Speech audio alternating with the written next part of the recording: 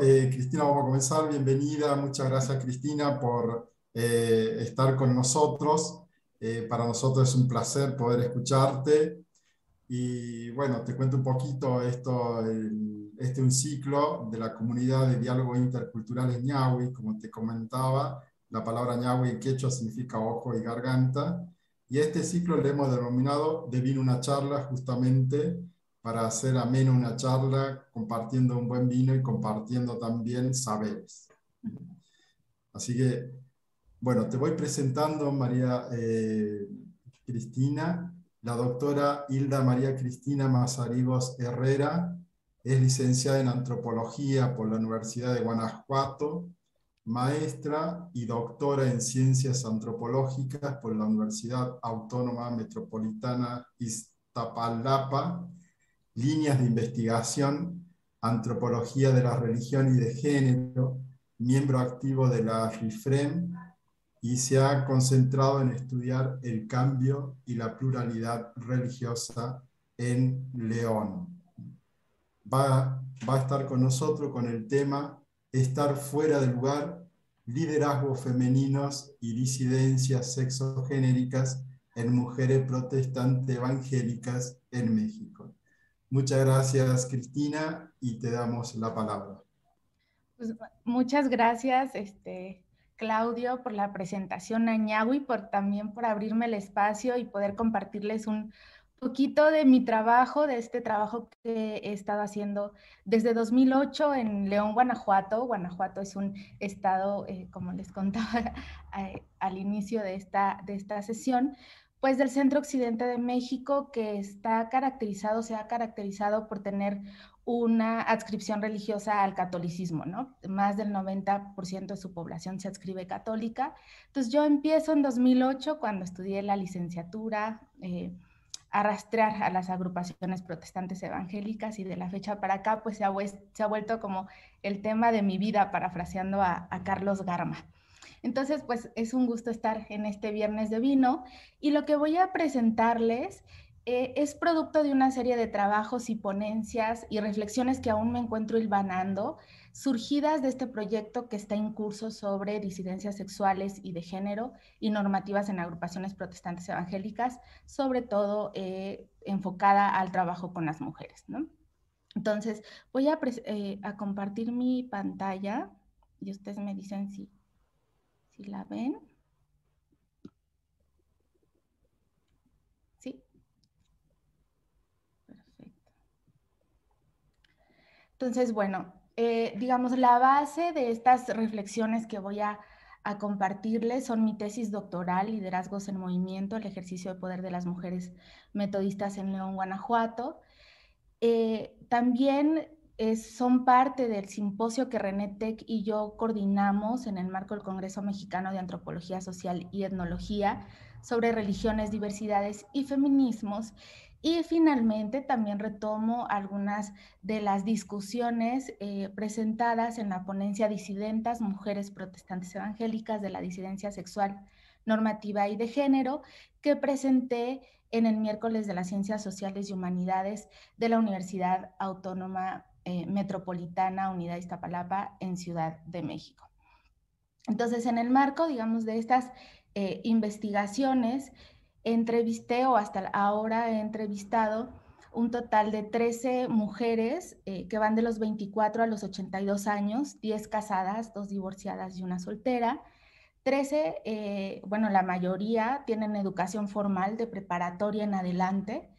De estas 13 fueron 7 entrevistas a profundidad, y valga decir que para la tesis de doctorado yo realicé un trabajo de campo de 2015 a 2018, haciendo un trabajo que implicó todo un recorrido a diferentes partes de la República para registrar y conocer el trabajo de las mujeres metodistas con las que yo trabajé en ese momento, ¿no? Entonces, bueno, 7 entrevistas fueron a profundidad.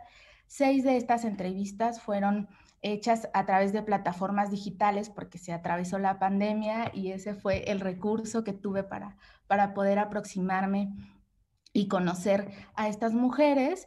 10 de estas 13 son activas al interior de sus iglesias, con cargo o no. Ahora voy a contarles un poco esto que encontré sobre los liderazgos. y 13 están fuera de la institución religiosa y son pues disidentas sexuales de género y normativas, ¿no? Entonces, a raíz de esta investigación, lo que encontré es que el liderazgo es polimorfo, polifónico y multisituacional. Es decir, va a obedecer a una serie de factores que tienen que ver con vínculos y estrategias también que las mujeres desarrollan al interior de sus iglesias.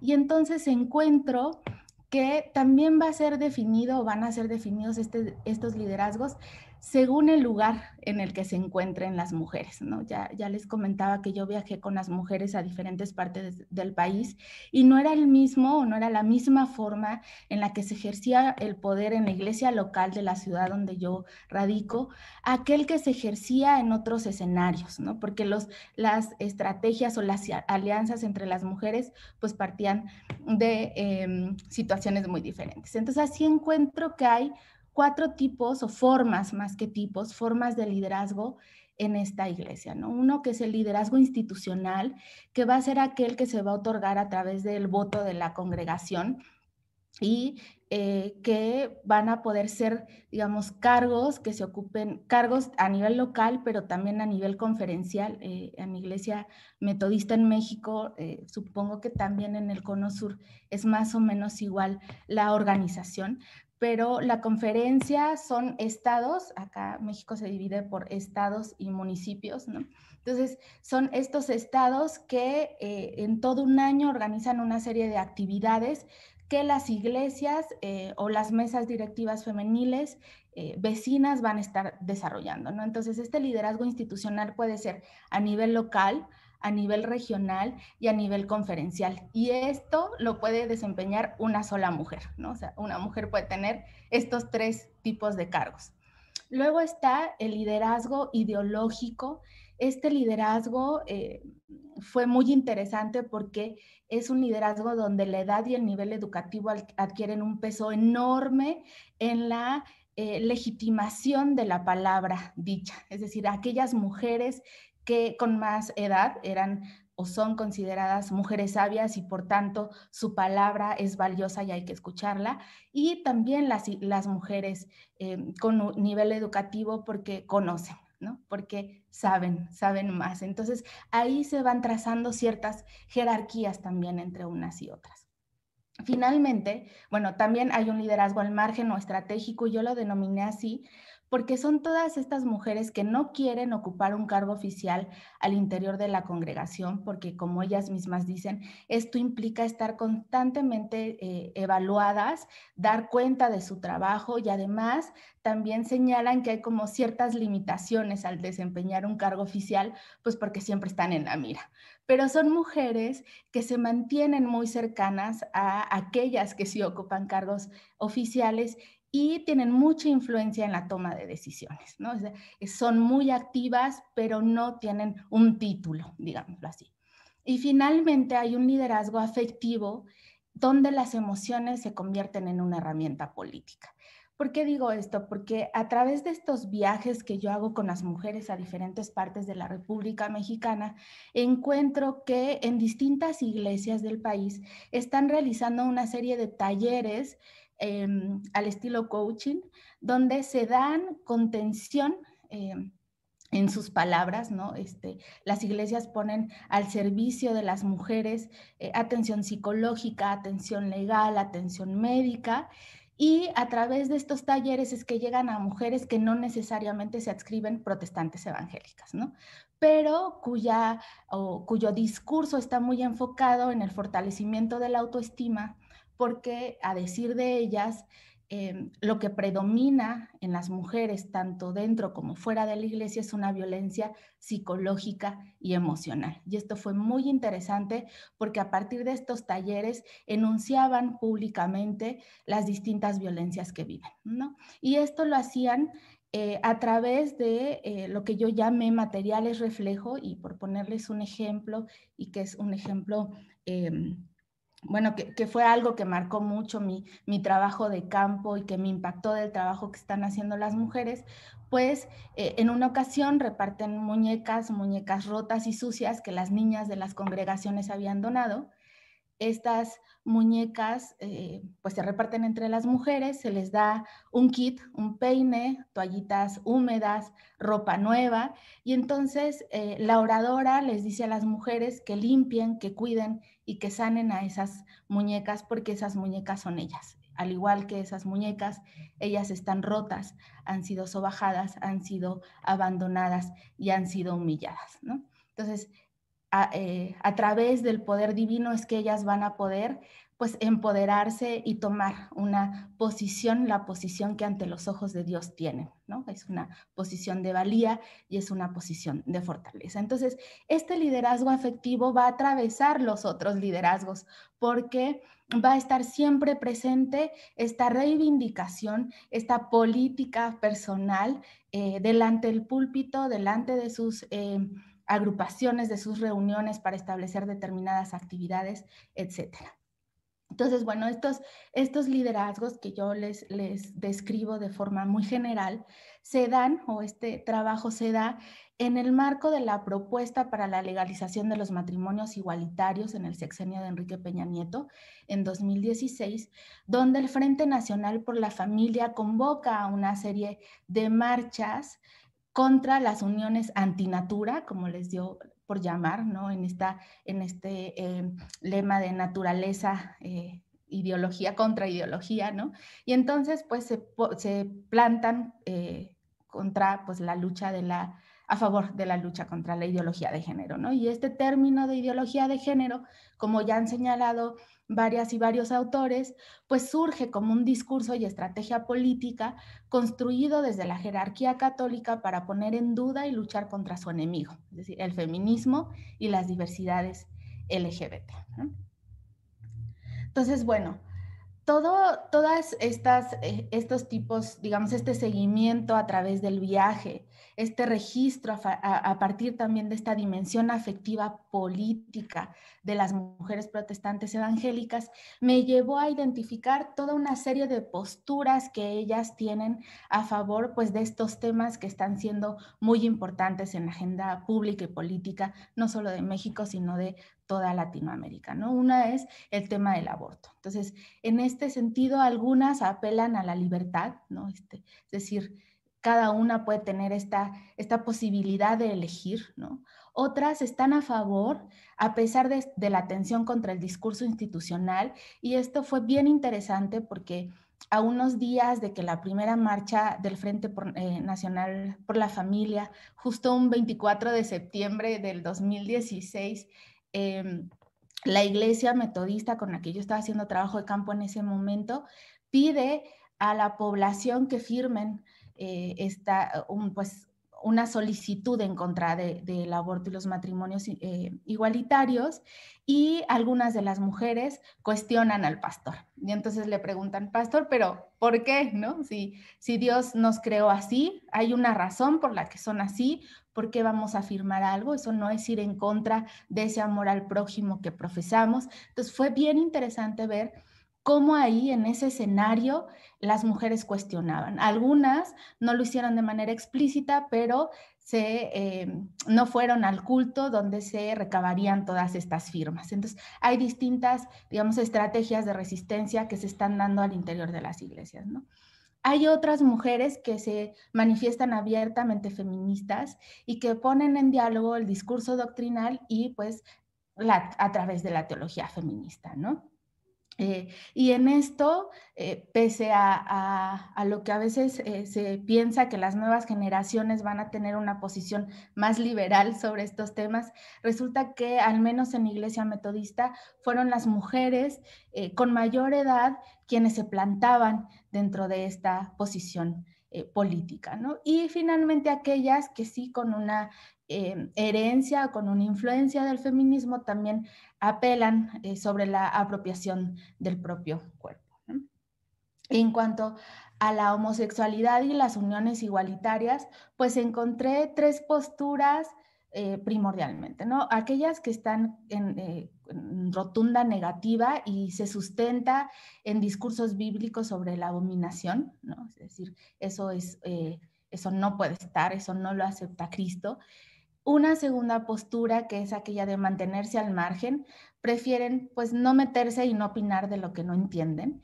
Y una final, que es estar a favor, porque parten de que lo ideológico también es creación divina, de que lo biológico también es creación divina, ¿no? Y entonces algunas dicen, tienen la hormona alrevesada y la pasan mal como para ponérselas más difícil, no se puede juzgar algo que Dios hizo, y pues no podré estar de acuerdo cómo viven, pero es su decisión y es su vida, ¿no? Entonces, todas estas opiniones y posicionamientos me llevaron a poner atención en las mujeres disidentas, ¿no? En los últimos años, y sobre todo con la crisis sanitaria provocada por la pandemia, se ha visibilizado el trabajo que mediante redes digitales que distintas agrupaciones o colectivas de mujeres creyentes feministas o queer están realizando. Entonces, esta observación y seguimiento mediante las plataformas digitales me llevó a profundizar la forma en la que las mujeres disidentas, protestantes evangélicas, construyen distintos espacios de acción mediante una infinidad de recursos y herramientas tecnológicas para levantar la voz por sí mismas y para otras mujeres con las que se identifican por incomodar, por disentir y contrariar la norma y, por tanto, alterar la llamada normalidad, ¿no? Entonces, abordo las disidencias desde la perspectiva de la antropología y la sociología de las emociones. Principalmente retomo el planteamiento de Sara Ahmed, que señala que las emociones se construyen en interacción entre los cuerpos, son colectivas y políticas, y en este sentido tienen un papel actuante, es decir, las emociones movilizan constantemente nuestro actuar en la sociedad, son prácticas y nos llevan a la acción, ¿no? Y una prueba de esto son estos talleres que ya les mencionaba en un principio, ¿no? Entonces, como señala Mancini, estas emociones no son estados psicológicos, sino prácticas culturales que se estructuran socialmente a través de circuitos afectivos, establecidos en contextos particulares. En este caso, las conexiones se establecen a partir de un marco teológico y doctrinal que construye lo que yo llamo una lógica del permiso, de la que más adelante les voy a hablar. Entonces, en este trabajo propongo que a partir de la incomodidad propia y ajena se gestan y producen disidencias. Es decir, la incomodidad define un estar fuera de lugar.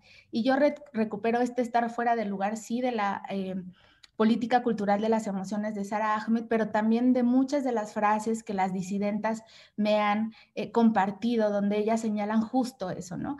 Eso de no sentirse parte, de sentirse ajenas, de entrar en choque, entrar en choque existencial, ¿no? Como ellas lo narran muchas veces en sus narrativas, y pues literal, varias de ellas han mencionado de sentirse incómodas al interior de sus congregaciones por no entrar en un marco, pues dentro de lo que se concibe como normal. Entonces, en principio hay una incomodidad que como vía de comunicación se manifiesta mediante la queja. Por ejemplo, en las mujeres con las que trabajé a veces se verbaliza dicho descontento delante del púlpito, otras a través de dramatizaciones que suelen hacerse en iglesias sobre algunos pasajes bíblicos donde se expone la fortaleza de las mujeres que son referentes en el ejercicio teológico, y de esta manera pues se descentralizan las figuras masculinas del quehacer sagrado, ¿no? Esta hermenéutica bíblica dignifica y significa a las mujeres como agentes políticas. En este sentido, la santidad deviene de su ímpetu y fortaleza para enfrentar las vicisitudes de su tiempo, en el caso de las figuras femeninas bíblicas, ¿no? Que se vuelven ejemplo para las mujeres de este tiempo. Es así como la incomodidad genera alianzas, estrategias y resistencias o rupturas con los órdenes de poder patriarcales que hasta antes de materializarse mediante la enunciación de la queja mantenían un orden hegemónico.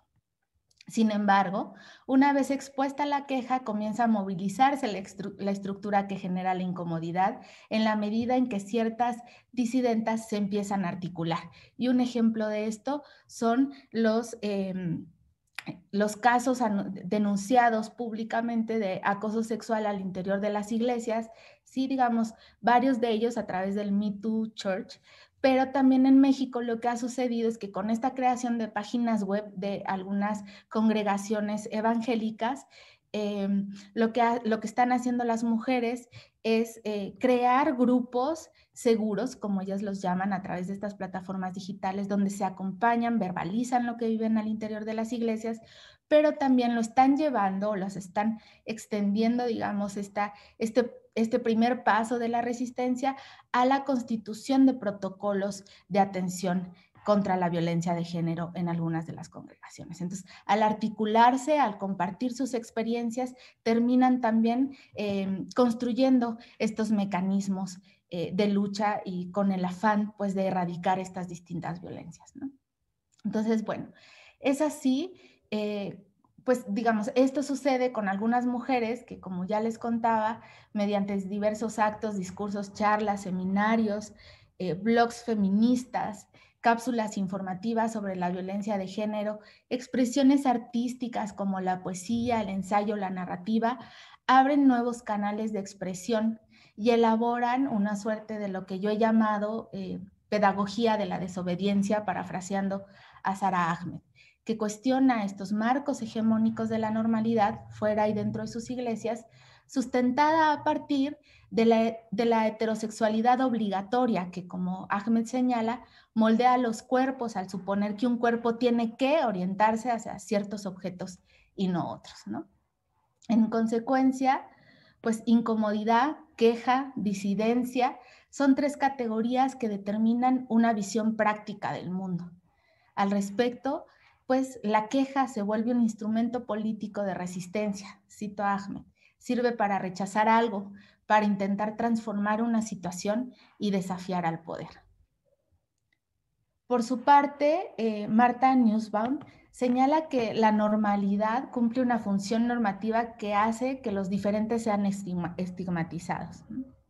Por ello, al convertirse en lo indeseable, en lo opuesto a lo normal, en lo inapropiado, lo malo, lo deshonroso, las mujeres disidentas son excluidas de cargos de autoridad o liderazgos al interior de las iglesias. El estigma y la vergüenza provocan esta incomodidad en quienes representan lo anormal por no cumplir la expectativa social, pero también provocan la incomodidad de quienes se ajustan a los marcos normativos por desafiarlos. Entonces hay una incomodidad ahí que está siempre presente, que tiene que ver con pues este choque y este enfrentamiento de posturas que muchas veces, más que dialogar, se excluyen unas a otras, ¿no? Entonces, la incomodidad hace visible el miedo al cambio de las estructuras del poder al interior de las iglesias y como proceso reflexivo, crítico y disruptivo, pues abre paso a las disidencias, ¿no? En este sentido, yo retomo un poco lo que Baglione señala sobre las disidencias y este autor dice que aunque pueda sonar paradójico, el acto de disentir es un acto de inscripción comunitaria. Cito. Diferente al desertor que vacía el espacio de poder, el disidente o la disidenta reafirma su pertenencia incluso a costo de arriesgar su membresía. Pero la disidencia también implica la articulación de un antagonismo y la construcción de un espacio político. Es decir, el disidente busca también romper los consensos asumidos o impuestos y mostrar fracturas que indican un nivel de pluralización de las realidades aparentemente homogéneas, ¿no? Cierro cita. En este caso, las disidencias religiosas se expresan desde lo que hasta ahora he podido registrar a través de estas charlas y entrevistas con las mujeres, principalmente de dos formas. Por un lado, está la disidencia normativa y por otro, la disidencia sexual o de género. En primer lugar, la disidencia normativa tiene que ver con el cuestionamiento y la ruptura de ciertas reglas de comportamiento relacionadas al uso y concepciones del cuerpo, generalmente desde nociones dicotómicas, por ejemplo, puro, impuro, sagrado, profano, masculino, femenino, naturaleza, ideología y normal y anormal, ¿no? Entre muchas otras que establecen pautas de acción para hombres y especialmente para las mujeres. La disidencia normativa cuestiona los mandatos vinculados particularmente al rol femenino. La segunda forma de expresión de la disidencia que encuentro es aquella que llevan a cabo las minorías sexuales, principalmente mujeres que se han reconocido como lesbianas o bisexuales, confrontando distintos órdenes normativos, simbólicos y de género, e involucran un proceso de reconocimiento o desconocimiento de la identidad de género asignada o de la preferencia sexual. Aunque hago esta distinción entre estas formas de disidencia, no considero que sean necesariamente excluyentes, ¿no? En algunos casos de la disidencia normativa deviene o se hace explícita la disidencia sexual y de género, como plantea Jael de la Luz, pero siempre va a ser, digamos, no siempre va a ser de forma lineal ni armónica. Por ejemplo, puede haber una disidencia sexual, pero sigue existiendo la reproducción del mandato de género sobre lo masculino y lo femenino. Y esto lo pongo porque con algunas de las mujeres disidentas que se han ya reconocido públicamente como lesbianas o bisexuales, se cuestionan, por ejemplo, a las personas transvestis o transexuales y dicen, bueno, pero yo soy una mujer lesbiana y no dejo de ser mujer aunque me guste otra mujer, pero ¿qué onda con las personas que cambian de sexo, no? Es algo que sigue siendo como muy disruptivo a pesar de pertenecer a una minoría sexual, ¿no? Y ahí vemos como los matices también en los posicionamientos. En este sentido, pues las disidencias se dan en dos sentidos, valga la redundancia. Desde las iglesias hacia afuera, las mujeres hacen una crítica y cuestionamiento a los discursos o posicionamientos feministas seculares, y hablo del feminismo blanco occidental de herencia anglosajona, así como de personas que no se adscriben feministas, pero que señalan la imposibilidad de hacer coincidir creencias religiosas con feminismos o resistencias, ¿no? O sea, parece que ser mujer creyente no entra para algunas y algunos, no se concibe como algo que pueda ser disruptivo también, ¿no? Y la segunda, desde y al interior de las iglesias, donde poniendo en marcha esta intersección, es decir, feminismo y religión, algunas mujeres cuestionan los mandatos sobre el deber ser femenino que regularmente están asociados a nociones como la de mujer virtuosa, sumisa, prudente, callada, cuidadora, obediente y heterosexual. Entonces, a partir de estas nociones se ha elaborado una lógica del permiso, cuyos detentores han sido principalmente los varones, sustentados en la idea de cabeza de familia. Cuando las mujeres buscan y luchan por ocupar posiciones de poder, hay un movimiento que se concibe como un guillotinar a la iglesia por saltarse la mayor autoridad después de Dios, los pastores. Es decir, frente a la lógica del permiso está la incomodidad como motor, la queja como vía y la disidencia como acción concreta. Las tres, como ya les conté, pues forman esto que llamo la pedagogía de la desobediencia.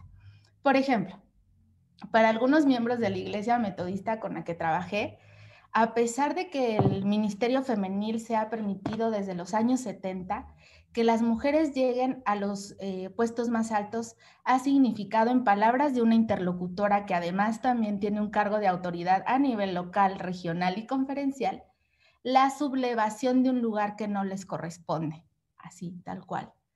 Para otras, no es suficiente que las mujeres puedan ordenarse, en tanto en la práctica sigue existiendo una desigualdad de género que se ve reflejada en la disparidad en los sueldos y en el reducido número de cargos oficiales ocupados por mujeres en comparación con los varones. Por ejemplo, según los medios de la Iglesia Metodista Unida, solo el 25% de mujeres accede a cargos realmente altos, ¿no? Entonces, pues además, digamos, de estas desigualdades, también se da el acallamiento de mujeres que se han atrevido a levantar la voz en público, conduciéndolas a la renuncia o renunciando por decisión propia a sus congregaciones, por no estar de acuerdo con las formas de dirección que siguen predominando, claramente machistas y patriarcales, ¿no? Entonces, en la lucha por la crítica, el cuestionamiento y la reestructuración al interior de las iglesias, la teología feminista y la teología queer tienen un papel central al realizar esta hermenéutica bíblica, que también tiene una herencia y se vincula al feminismo negro interseccional y al feminismo comunitario, al trascender los muros de sus iglesias, al establecer redes solidarias con mujeres de otras congregaciones, así como seculares, en la búsqueda por lograr una cierta autonomía, ¿no? Y ahí les muestro un poco de este contenido que circula en estos grupos de Facebook o en estas redes, algunas justo pronunciándose a favor de sus compañeras que han sido apartadas de sus cargos, algunos cuestionando estas ideas sobre la homosexualidad que siguen predominando al interior de las iglesias como algo negativo y como algo contaminante, ¿no? Y finalmente, aquellas posiciones que apelan al cuerpo como un espacio, territorio autónomo en donde ni el Estado ni la religión deberían interceder. Entonces, para la teología feminista, como señala María Milagros Rivera en el prólogo del libro de Luisa Murraro, El Dios de las Mujeres, el Dios de las mujeres es en realidad la sustancia de la política, cito, de la política de las mujeres, porque Dios es lo otro, la alteridad, la otredad, lo distinto de mí que ya está dentro de mí. Cierro cita. En consecuencia, las mujeres disidentas, ya sea porque cuestionen los mandatos de género desde su identidad heterosexual o se adscriban como disidentas sexuales, son las raras. En serio, qué sorpresa, ¿quién lo diría? Son las reacciones al compartir las luchas de las mujeres creyentes disidentas desde esta concepción que las ubica como incapaces de disentir por profesar alguna creencia religiosa, y por el otro lado, porque salen de los marcos heteronormativos de sus iglesias al adscribirse como feministas, lesbianas y bisexuales. De cualquier forma, confrontan distintas normatividades que las excluyen. En ambos casos son la excepción, en ambos están fuera de lugar. En este sentido, accionan desde los márgenes y las intersecciones. Mujeres creyentes feministas, mujeres creyentes contestatarias que no se reconocen feministas y mujeres creyentes de la disidencia sexual. Si a estas intersecciones le sumamos marcadores de la diferencia social como la edad, la raza y la etnia y la clase social, encontraremos un sinfín de formas de exclusión y discriminación, pero también múltiples formas de ser incómodas, múltiples quejas y múltiples formas de disidencias. Entonces, ya para ir cerrando con esta serie de ideas que les comparto, pues la incomodidad tiene un anclaje corporal, ¿no? Que representa un proceso cognitivo y de autoevaluación del yo frente a los otros y viceversa para dar cuenta de sí, como diría Butler. Es un proceso continuo de construcción de lo ajeno, de lo diferente. Por ello, es necesario, cito a Ahmed, considerar la manera en la que operan las emociones para hacer y moldear los cuerpos como formas de acción que incluyen las orientaciones hacia los demás. Es decir, las emociones adoptan la forma de las normas que se repiten con frecuencia a lo largo del tiempo. Cierro cita. Por ello, más que preguntarse qué son las emociones, Ahmed se pregunta qué hacen. Al respecto, los cuerpos de las mujeres creyentes disidentas son cuerpos fuera de lugar. Son lo que representa lo extraño, desde donde se construye la otredad y una serie de estatutos de relación con otros cuerpos, ¿no? Al ser incómodos, son disruptivos, adoptando nuevas formas y significados. Nussbaum, en su estudio sobre el asco en la sociedad estadounidense, dice que el asco provocado por el contacto con las minorías sexogenéricas está vinculado a la sexualidad, como si las personas de la disidencia sexual tuvieran una mayor corporeidad. Por tanto, el asco se moraliza, dice ella. Así se construye un nuevo enemigo que hay que combatir, como lo hace el Frente Nacional por la Familia o las agrupaciones de corte conservador, provocando la limitación de los derechos de las minorías sexogenéricas porque son inmorales, ¿no? En el fondo hay una carga muy fuerte. De esta manera, pues establecen fronteras políticas y sociales que establecen qué vidas merecen ser vividas y cuáles no, apelando a las vidas precarias de las que nos habla Butler. Para las iglesias protestantes evangélicas, el cuerpo es ambivalente, es templo sagrado y a la vez potencial contaminador. Cuando el cuerpo que guarda el espíritu rompe el margen de lo permitido, para el caso de las mujeres creyentes feministas, hay un peligro de una moral liviana por la libertad sexual que promueven. Y en el caso de las mujeres de las disidencias sexogenéricas, el peligro aumenta porque ese cuerpo construido para procrear y a la perfección del cuerpo masculino ya no cumplirá con el propósito para el que ha sido creado.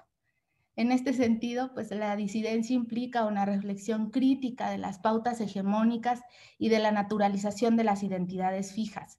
Retomando a Baglione, en el caso de las mujeres disidentas protestantes evangélicas, cito, hay una negociación de sus identidades religiosas con concepciones liberalizadas del género y la sexualidad. Cierro cita. Así pues, el cuerpo es el locus, en él se vive, se siente, se experimenta y se politiza la incomodidad, se ejecuta la queja y se concreta la disidencia. Hay todavía muchísimo más por reflexionar y a mí me falta muchísimo más por seguir nutriendo estas reflexiones sobre las experiencias y vivencias de las disidencias protestantes evangélicas, pero me parece que esta perspectiva de la antropología y la sociología de las emociones nos puede también llevar a comprender cómo ellas se posicionan y luchan en los múltiples escenarios que se les presentan como hostiles de su práctica religiosa. Entonces, yo ahí me quedo. Muchas gracias. Cristina, gracias a vos. La verdad que te escuchaba y este es estar afuera, ¿no? Esta forma disidente de las mujeres, concretamente, ¿no?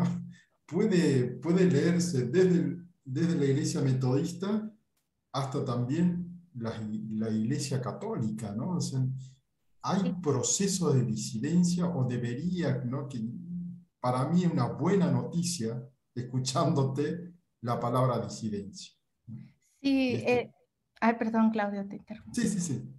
Sí, justo algo que me faltó decir al inicio es que estas 13 entrevistadas son de distintas congregaciones religiosas, digamos, si bien yo baso como mi base es la iglesia metodista porque ahí hice mi trabajo de campo, en realidad hay mujeres pentecostales, presbiterianas, también charlé con algunas, pues, colegas y compañeras católicas, entonces esto me permitió ver cómo hay ciertos elementos comunes en todas estas disidencias y formas de plantarse. Por supuesto que también radica en una interpretación teológica sobre sí mismas y sus propios cuerpos y posturas políticas, ¿no? Y creo que ahí hay un ejercicio bien interesante que están haciendo y que además vale la pena visibilizar, me parece a mí. Totalmente, sí. Son procesos que justamente hay que visibilizarlos, ¿no? Eh, y, y- y ese proceso para visibilizar implica también lugares invisibilizados, lugares de periferia, ¿no? Y sobre todo las cuestiones normativas que te dicen, bueno, tenés que estar de este lugar, ¿no?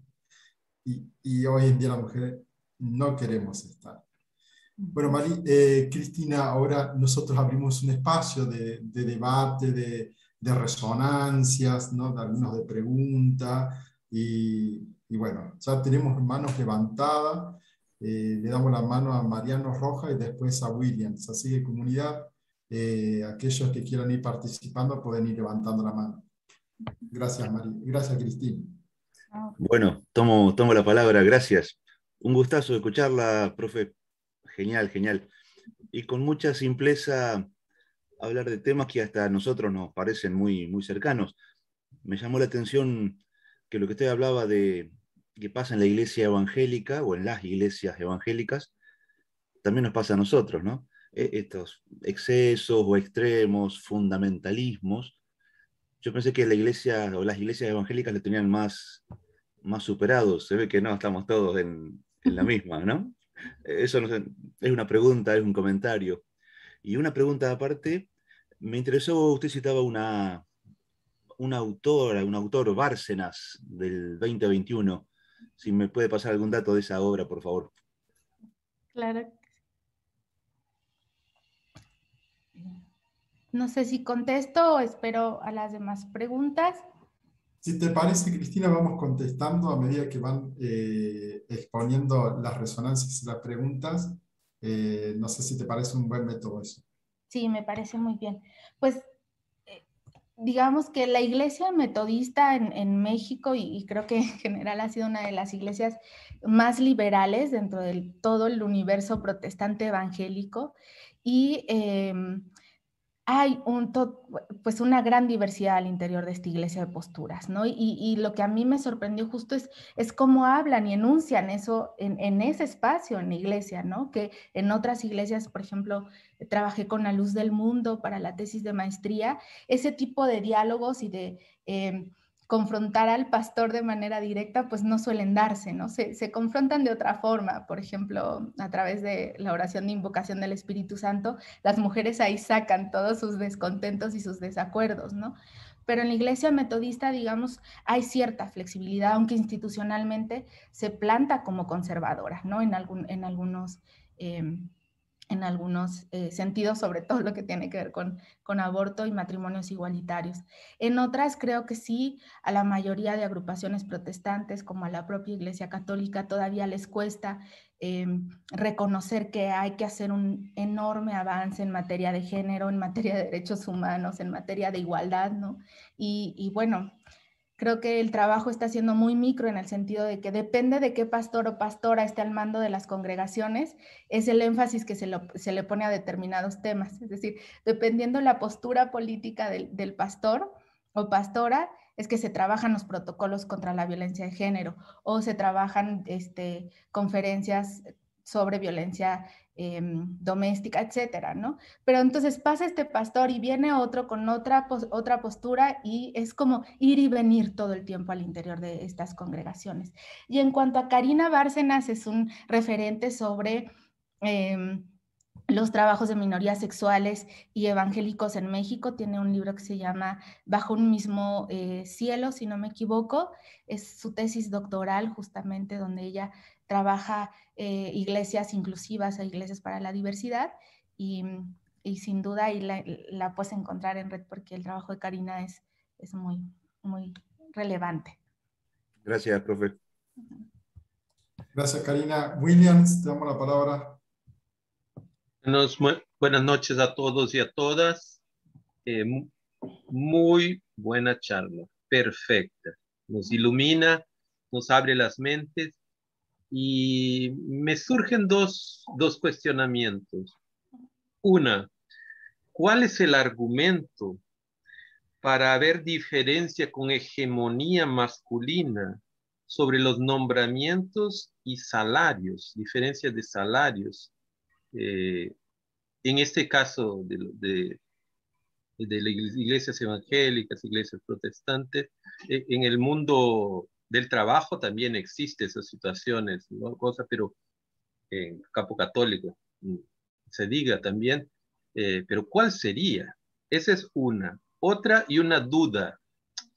Las violencias sexuales, cuando surge una denuncia para dentro de la iglesia, ¿cómo es tratada esa situación?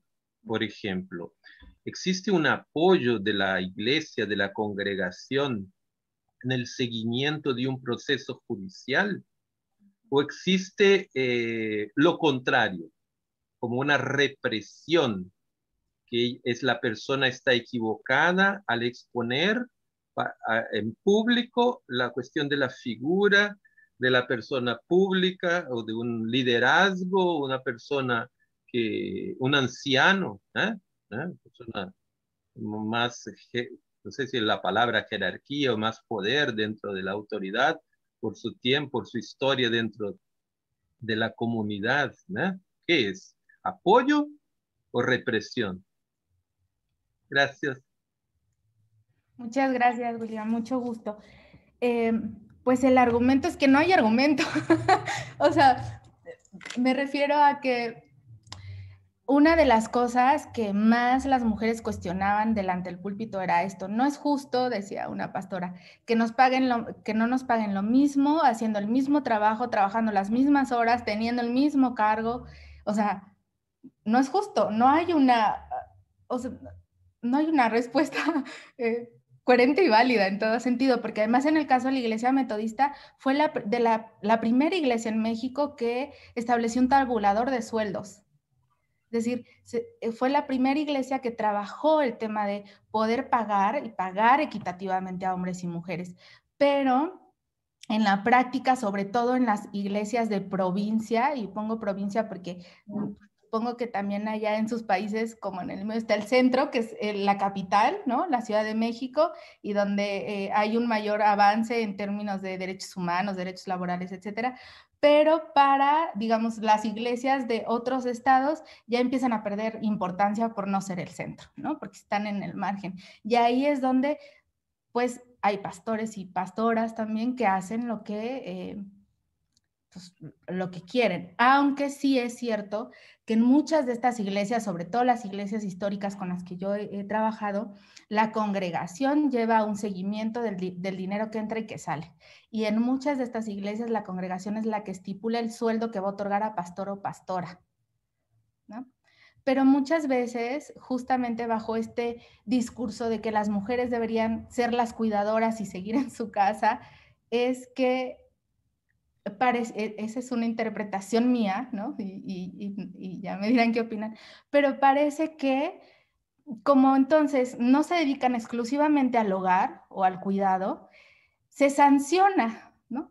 Se sanciona que, o sea, no se les paga porque se sanciona porque no está en el espacio doméstico. Entonces, ahí hay todo un discurso muy, una violencia simbólica que las mujeres narran constantemente, ¿no? Todo el tiempo es como ese apelar a que las mujeres deben de estar en sus hogares cuidando a sus hijos y muchos de esos discursos también son de algunas pastoras que tienen cargos oficiales, como esta que les cuento que me dijo, es que hemos sublevado el pastor de los varones. Entonces ahí, pues es como opera este sistema patriarcal y pues capitalista, ¿no? Entonces, un argumento que sea válido como para no pagarle a las mujeres lo mismo que a los varones, la verdad es que creo que no hay, ¿no? Pero su argumento es esta jerarquía de género en todo caso. Y sobre las violencias sexuales, no voy a generalizar, pero sí me basaré en las experiencias de un grupo de mujeres que han señalado que muchas veces hay todo un discurso en torno al cuerpo y al cuerpo masculino particularmente como un cuerpo, además de contaminador, el cuerpo que provoca el pecado, ¿no? Entonces, la culpa o la responsabilidad siempre es como dirigida hacia las mujeres dentro de este discurso. Por otro lado, esto en una iglesia pentecostal y en las iglesias de corte histórico con las que he trabajado, a muchos de estos pastores, si los cesan de sus cargos o pues como en la iglesia católica los mandan a otra congregación, ¿no? Y en muy reducidas ocasiones se hace una denuncia penal, pero esas denuncias penales ya no son, digamos, con apoyo propiamente de la institución religiosa, sino en todo caso se apoyan mediante las redes que las propias mujeres o las familias han tejido, sí, en su ejercicio eclesial, o sea, y como miembros de la iglesia, pero no como la institución como tal, ¿no? Entonces apenas, justo el año pasado, un grupo de mujeres metodistas comenzó en la elaboración de estos protocolos que les comento, y seguramente ahí el tema que están pensando y en el que yo me quedé de esta elaboración es que sí va a haber un apoyo psicológico, pero además va a haber un apoyo legal, ¿no? O sea, en el caso de la iglesia de la ciudad donde yo vivo, siempre se hacen una serie de pláticas sobre violencia intrafamiliar y se remite a las mujeres o se les pide que se acerquen al Instituto Municipal de la Mujer, a Derechos Humanos, que se informen a través del procedimiento de denuncias en la fiscalía. Entonces, digamos, la iglesia como tal no opera, pero sí, digamos, brinda esta información para las mujeres que lo necesiten, ¿no? Entonces, digamos, hay distintos tratamientos del tema de acuerdo también a las posturas de las propias congregaciones, ¿no? No sé si respondí tu pregunta. Gracias. Gracias, Cristina. Damos la palabra a Patricia Ovalle. Patricia. Sí, buenas noches. Y quiero agradecer la invitación al espacio, la fraternidad que se vive dentro de estos espacios. Y quiero agradecer a la doctora Cristina por su disertación, que a ser sincera me pareció un poco difícil intelectualmente, porque no manejo mucho, algunos conceptos manejo, digamos, ¿no? Pero no estoy a la altura, digamos, como para poder apreciarlo en la profundidad bellísima que tiene, ¿no? Bueno, más que preguntas son reflexiones que hago a partir de mi experiencia. Trabajo, es decir, acompaño en la medida que puedo al colectivo LGBT desde hace 6 años acá en Salta. Bueno, y ahora, digamos, estoy entendiendo porque ellos mismos se diferencian entre los que se dicen LGBT y los que son disidentes LGBT. Es decir, entre ellos hay una separación, diciendo, no, nosotros no somos LGBT, así nomás, somos disidentes LGBT y así nos manifestamos, ¿no? Y es interesante su postura porque hay una postura política ahí con ellos, y esa postura política, yo digo que los cristianos debemos aprender de ellos, porque son que el sí sea sí, que el no sea no. Es decir, lo que decía Jesús son ellos, ¿no? Muy frontales, muy comprometidos, muy convencidos de lo que hacen, y que es un ejemplo por lo menos para mí, es un ejemplo su vida y su convicción, errada o no, no sé, no voy a hacer un juicio. Acá concretamente hay un grupo de lesbianas que tienen un centro cultural y una biblioteca lésbica interesante, porque ellos estudian mucho y son abiertos, son muy abiertos, pero sí tienen una crítica, buscan a Dios, pero tienen una crítica a la estructura, lamentablemente a la estructura de la iglesia, y ahí iglesia católica entran todas, los protestantes no distinguen, protestantes o evangélicos no distinguen nada, digamos, ¿no? Es la iglesia. Así que mi reflexión en esto es cuál es el mensaje de Jesús que nosotros le damos a ellos, y que ellos están buscando desesperadamente, aunque no lo confiesen. Y cómo como iglesias nosotros le acercamos a ese Jesús, que no es un Jesús dentro de la capillita, sino es un Jesús que se mojó los pies y se embarró con ellos, ¿no? Después otra reflexión paralela a esta, que tiene sus puntos de conexión, es, bueno, hemos recibido esta profunda disertación de Cristina. Yo digo, entre las iglesias evangélicas y nosotros la católica hay un mundo de distancia en relación a la mujer. Hay un mundo de distancia. ¿Por qué? Porque por lo menos las mujeres pueden ser pastoras, y oficialmente pastoras. Nosotros estamos ahí nomás, y no es porque las mujeres queramos figurar. No, es por una cuestión de igualdad, de sacralidad, digamos, ¿no? Hay una igualdad de sacralidad que no tiene que estar limitado al sexo. El acceso, disculpen, pero yo aquí me proclamo como me ha formado mi formador, el padre Silvio Bici, que en paz descanse hace un mes. Me proclamo que creo que las mujeres debemos acceder a las órdenes mayores. Y lo digo con todo. Discúlpenme, después me critican por ahí, les dejo mi correo electrónico, mi celular.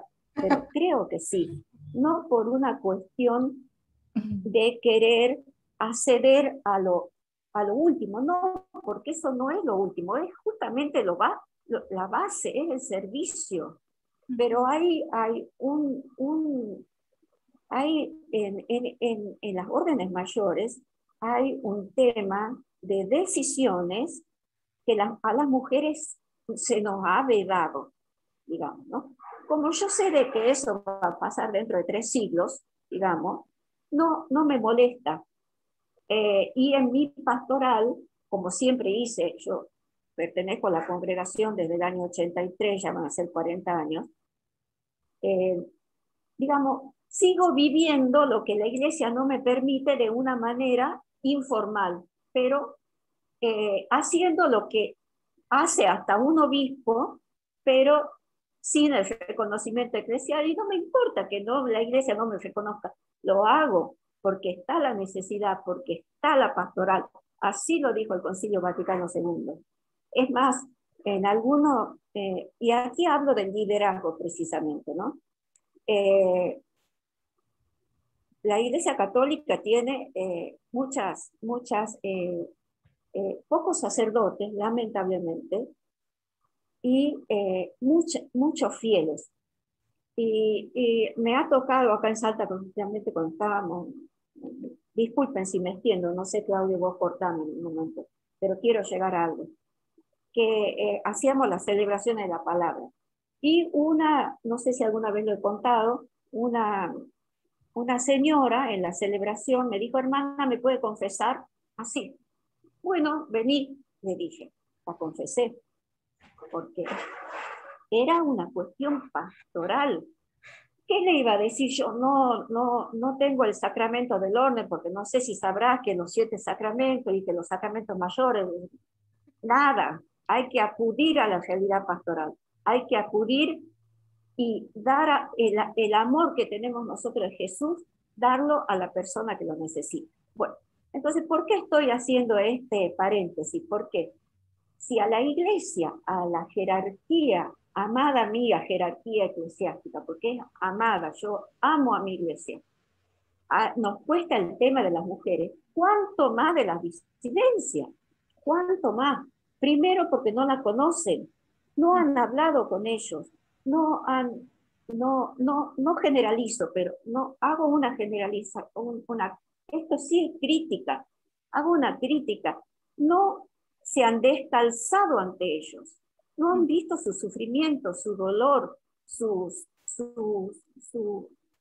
discriminación, todo lo que sufre socialmente. Entonces, podemos hablar de liderazgo dentro de la Iglesia Católica. Disculpen, amo a la Iglesia Católica y como Santa Teresa, Dios mío, que no me expulsen de la congregación, de la Iglesia Católica. Pero justamente por eso hago esto que lo vivo con mis hermanos de los grupos LGBT. ¿Qué vamos a pensar dentro de nuestra iglesia o cómo podemos pensar para que ellos se sientan integrados porque quieren conocer a Jesús? Es decir, liderazgo de las disidencias dentro de la Iglesia Católica, primero los aceptemos como son, sin juzgarlos. Bueno, eso, disculpen, yo me exalto porque son temas necesarios de exaltarse, porque si no hay pasión, no sé qué estamos haciendo como cristianos, no sé qué estamos haciendo, cada uno a su manera, por supuesto, no quiero ofender a nadie ni nada, pero digo yo, ¿qué caminos, qué proyectos pastorales, qué itinerario pastoral deberemos seguir como iglesias el tema ecuménico para que todos encuentren el lugar que Jesús hizo entre nosotros. Nosotros que tenemos un tesoro tan grande, ¿cómo hacerlo? Y que dentro de ese lugar cada uno vamos a tener nuestro punto de liderazgo, nuestro rol de liderazgo, ¿no? Esa sí es mi pregunta, ¿no? El cómo. Bueno, muchas gracias. Muchas gracias, Patricia. Híjole, me inspiras y digo, ay, quiero grabar y escribir todo lo que está diciendo Patricia, pero justamente pensaba por ejemplo, en las iglesias con las que yo he trabajado, cómo ellos dicen que se aterriza a Cristo, ¿no? Y ellos dicen que Cristo es amor encarnado, ¿no? Y entonces, este amor encarnado, lo que nos tiene que llevar a hacer es reconocer las diferencias, es reconocer a los y las otras.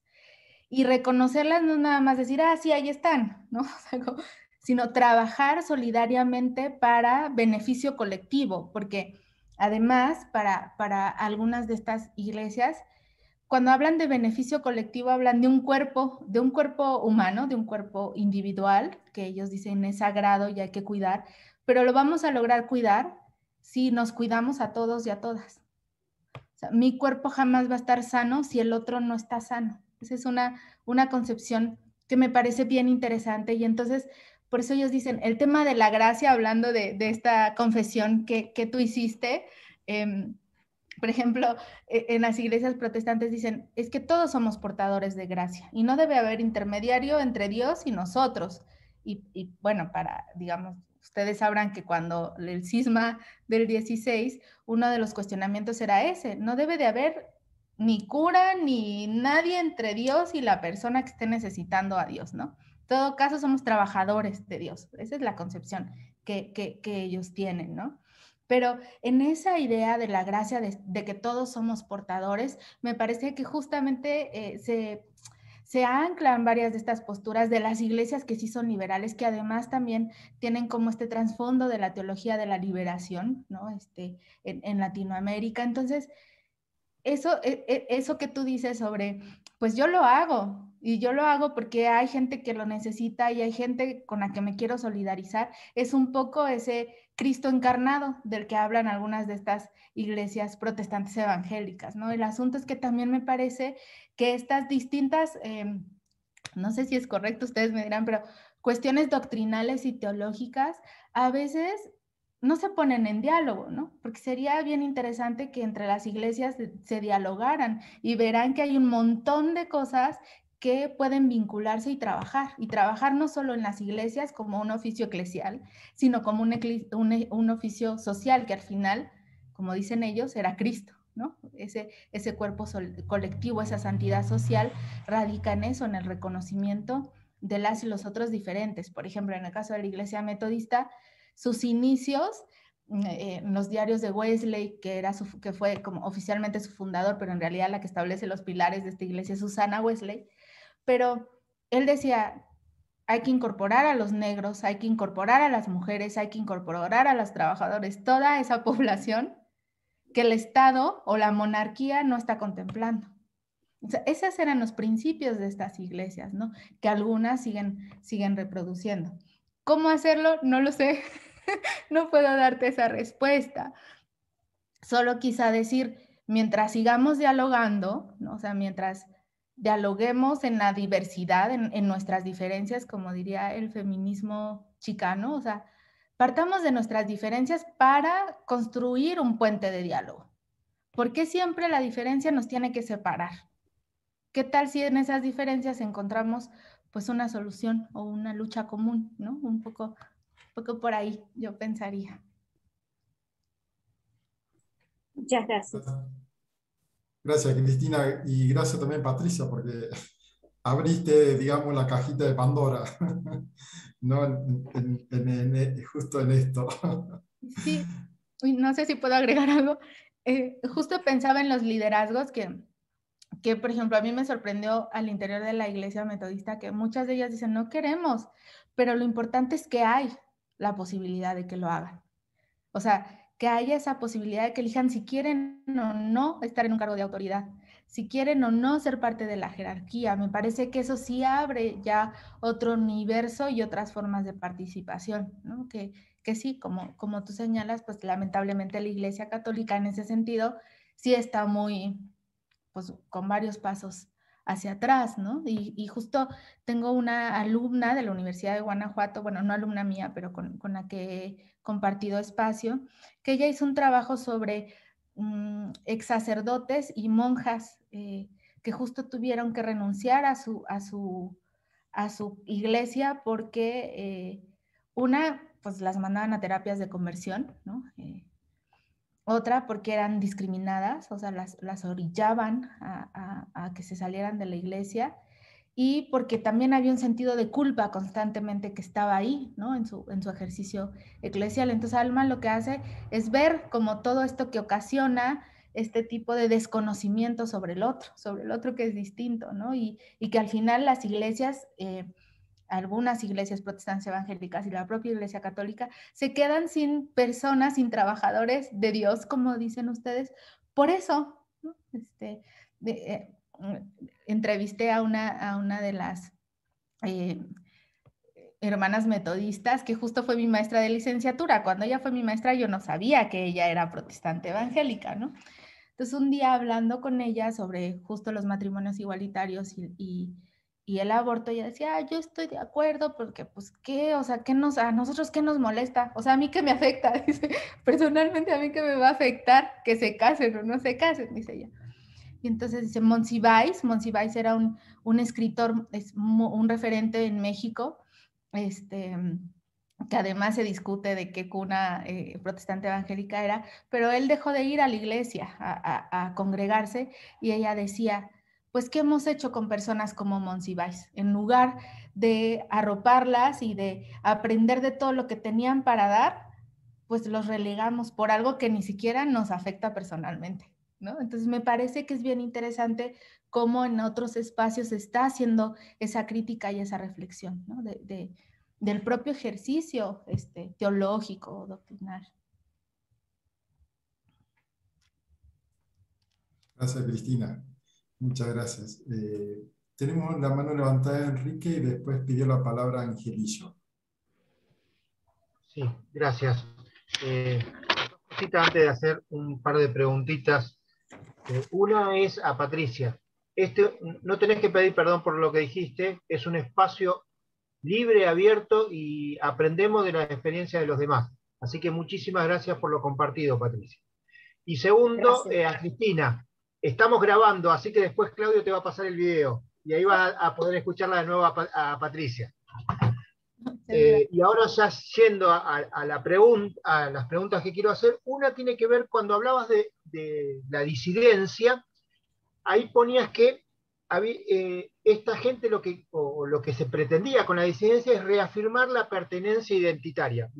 Me imagino que con respecto a la sexualidad o la vivencia elegida a partir de su vida. Y la pregunta va a esto. ¿También ese reafirmamiento tiene que ver con la misma congregación religiosa o con la iglesia? ¿Está pelearla y lucharla desde adentro? Porque muchas veces en este reafirmarse o redescubrirse o querer, ante el hecho de que no, vos sos tal cosa, y se le empiezan a venir en contra, se terminan apartando. Por eso la pregunta va a eso. Esa es una. Y la otra pregunta tiene que ver ya también con una reflexión que hace tiempo vengo haciendo, es esta cuestión. A mí me parece que hay una excusa, no solamente yo como católico lo diría desde mi propia Iglesia Católica Apostólica y Romana, sino de la gran mayoría de las religiones. Hay una excusa de siempre mantener la supremacía del poder del varón por la mujer, por encima de la mujer. Pero también lo vemos en la sociedad, donde son pocos, nos cuesta mucho a los varones ir aceptando esta vivencia de estar en un plano horizontal con la mujer, y donde muchos lo dicen de boca, pero a la hora de vivenciarlo, nos encontramos con esta asimetría de quererse justamente estar por arriba. Entonces, me parece que mucho de lo que ha logrado la mujer y lo que están logrando también los sectores LGTB y demás, tiene que ver con sus luchas, con sus batallas, con su exponerse, con quedar muchas veces en ridículo y que los mancillen continuamente, pero en esas luchas logran justamente ser reconocidos por otros, por esos supuestos varoncitos que a veces no son tan varoncitos. Yo digo, son tan varoncitos que siempre están pollerudos, los obispos y cardenales, siempre van con sus polleras largas, pero ellos son muy machitos. Pero bueno, eso es una cosa que yo vengo diciendo hace mucho, y así estamos. Esta es nuestra querida Iglesia Católica, pero bueno, desde ahí preguntarte tu mirada hacia esto también. Gracias. No, gracias a ti, Enrique. Pues es que la reafirmación identitaria se da en los dos sentidos. O sea, sí me reafirmo como bisexual, lesbiana, feminista, pero también como creyente. O sea, aunque las mujeres, y eso fue algo que a mí a mí se me hace muy interesante, aunque las mujeres dejen de ir a las iglesias, ellas se siguen reafirmando como metodistas, como presbiterianas, como pentecostales, como cristianas. Es decir, no se pierde la adscripción religiosa. Entonces me decía una chica a la que entrevisté, pues yo sigo diciendo que soy metodista porque yo me siento metodista, dice. A ellos es a los que no les gusta que yo diga que soy metodista. Y claro, ¿no? O sea, pero ella hace esta como resignificación de su propia adscripción religiosa. Y entonces ahí está, pues, hermenéutica bíblica, ¿no? Donde dice, si Dios es amor y si Dios me dice que respete al otro, lo que yo estoy haciendo es ser yo, porque no me respetan como soy. Y por un asunto que compete a mi vida, a mi decisión de vida, que no quiebra la iglesia, ¿no? O sea, si lo pensamos como así, entonces se da en dos sentidos. Sí hay una reafirmación a un cierto colectivo, ¿no? De género, de sexo genérico, y hay una reafirmación de la identidad religiosa, a partir ya de otros elementos. Y lo interesante también es que muchas de estas mujeres hacen este acercamiento a la teología feminista o al feminismo, que además lo empiezan a expresar a través de escritura que circula por la red, ¿no? O sea, yo en mi condición de creyente, y hacen análisis sobre sus propias disidencias, pero sin renunciar a su religión. Eso es interesante. Y en cuanto a lo segundo, antier estaba en una charla sobre la violencia de género en las universidades. Y entonces la presentadora decía, bueno, es que pues a muchas alumnas se les califica, por ejemplo, en las carreras de ingeniería, cuando se presentan los planos, a los varones les hacen las anotaciones con lápiz, porque así se debe hacer para que puedan borrar y solo volver a hacer el tramo que está mal. Y a las mujeres, según las entrevistas que ella hace, con pluma. Entonces las mujeres tienen que volver a hacer todo el proceso, ¿no? Por ponerte un ejemplo.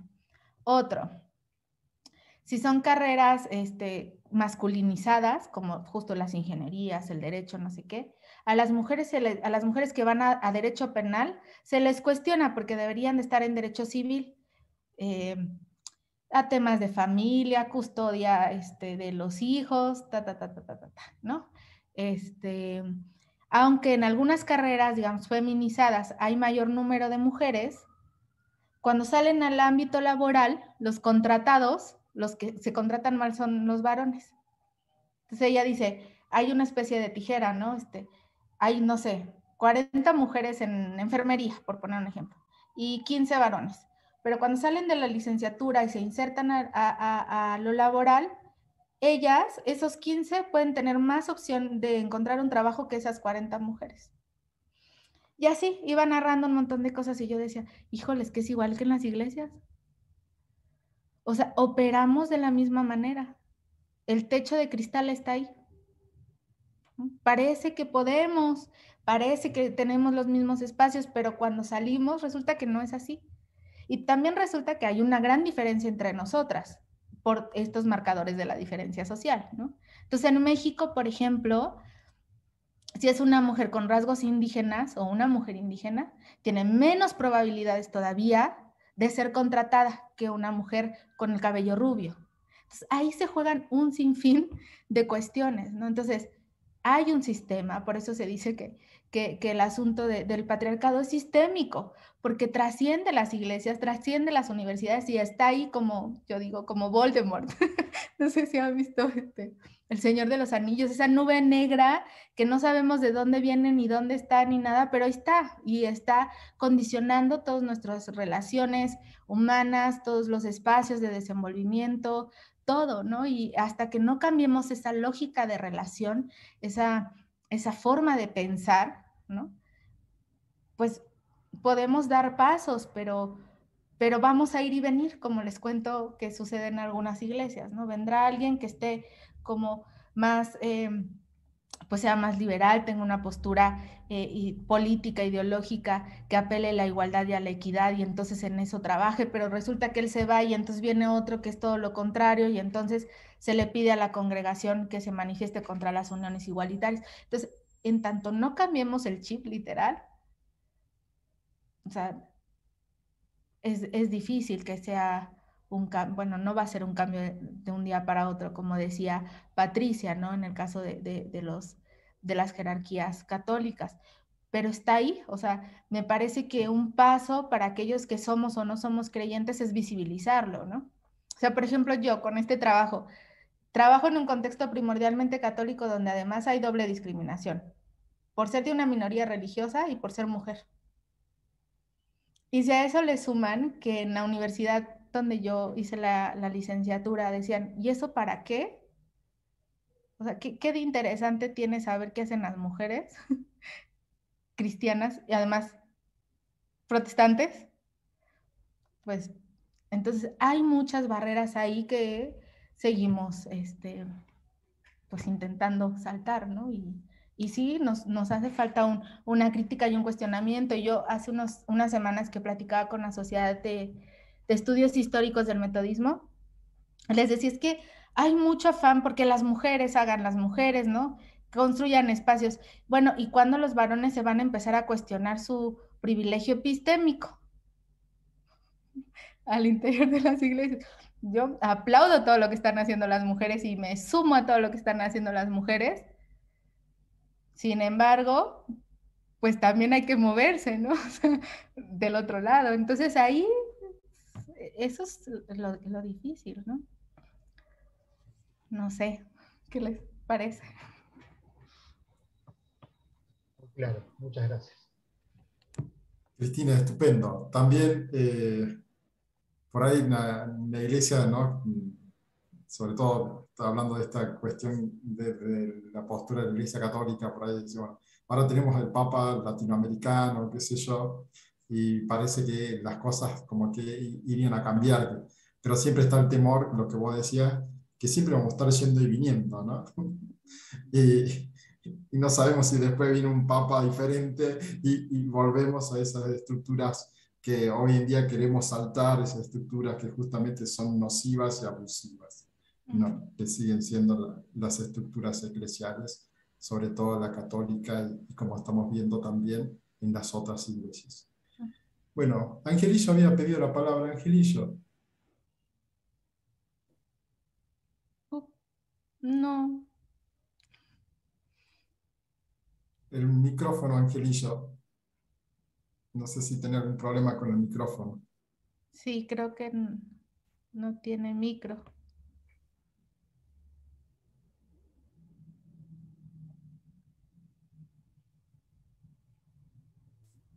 Yo creo que la va a escribir. Okay. Escribiendo, sí, me parece que está escribiendo. Ah. Tiene con el problema del micrófono, dice. Bueno, mientras, si querés ir escribiendo, Angelillo, en el chat, dale. Pasa un audio, dice ahí.